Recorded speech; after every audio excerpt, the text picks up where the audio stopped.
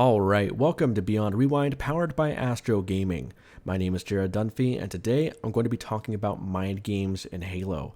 I'm going to be doing this video slightly different. Usually when I do episodes of Beyond Rewind, I take some footage and I edit it together and I explain, what I'm doing and why I'm doing it, and I go pretty in depth with that. But right now, I'm in a theater game watching some of my footage with some Team Beyond staff members.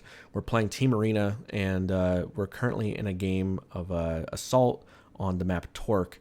So I'm going to hop on board with myself, and as you can see on the bottom right corner of your screen, we're currently in overtime. We're winning 2-1, but prior to this, the game was very, very close. The entire game was honestly a very close match. Both teams were slaying pretty well and making good plays with the bomb, but we kept shutting each other down.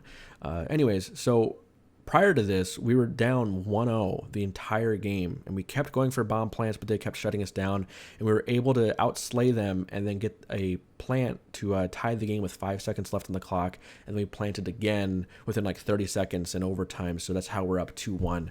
So I'm going to turn on Oracle mode. You can see there's two players on the left side of the map. One of them has the bomb, and then two more are going to spawn back there. So I'm getting a call out that the enemy team, they're pushing pretty aggressive on that left side. So I'm going to start the footage now. And basically the idea is we either want to shut them down, outslay them and then get that final plant, or just slow the game down and run out the clock. So we actually opt to slow the game down and ultimately run out the clock here. So while we're fighting, two of my teammates are actually taken down.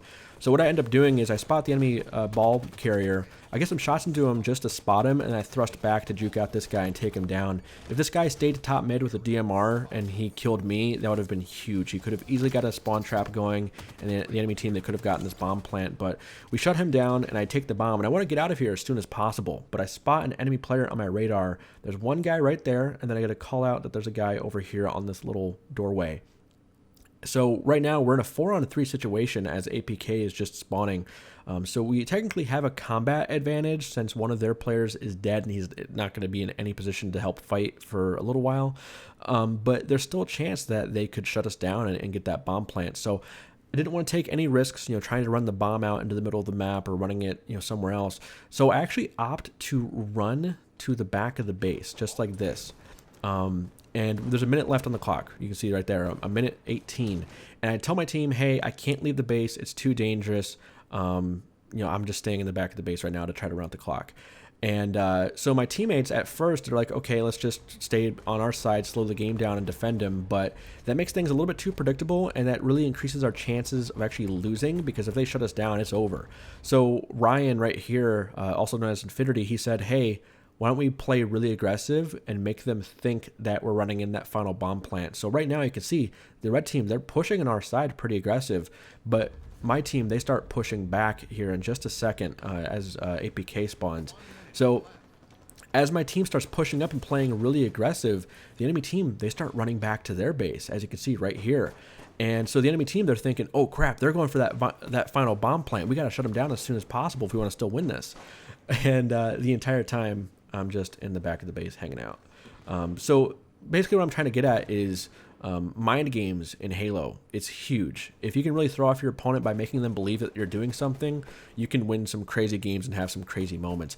I wouldn't try to emulate this exact play because it might not work out. I would say that a lot of this has to do with the fact that we're in overtime. We were in the heat of the moment. Both teams, they're playing really, really well, and I just don't think the other team was expecting this. But I think later on, more teams will understand. Okay, this is happening. We know what to do. So what I'm trying to get at is, and I'm going to pause the footage here just a second because the game's about to end. The clock is running out right about here. But so, anyways, what I was trying to get at was. Just try to think outside the box. Try to think about what the enemy team is thinking and try to take advantage of that. The entire game, both teams are going back and forth with the bomb plants, and every single time the ball went missing, the enemy team, they would go back to their base, and we did as well. If they had the ball and we didn't know where they were at, we just went back to the base. So you kind of get an idea of how the enemy team plays, and then we worked around that. We knew if they didn't know where the ball was at, they would go back to the base, and then we started playing aggressive, and it just all worked out. So I know this play wasn't crazy or like a super sick play that is really impressive, but it's more like thought-provoking. I want you guys to really think about these kinds of things next time you play Halo. You can do these kinds of plays quite often. There's a lot of people that when they play Halo, they just do very generic, straightforward things. And if you think outside of the box, you can do plays like this where you can completely throw off your opponent and get an easy win. So I want to thank you guys so much for watching. If you have any questions or suggestions for future episodes, be sure to let me know in the comment section below. And thank you so much for watching.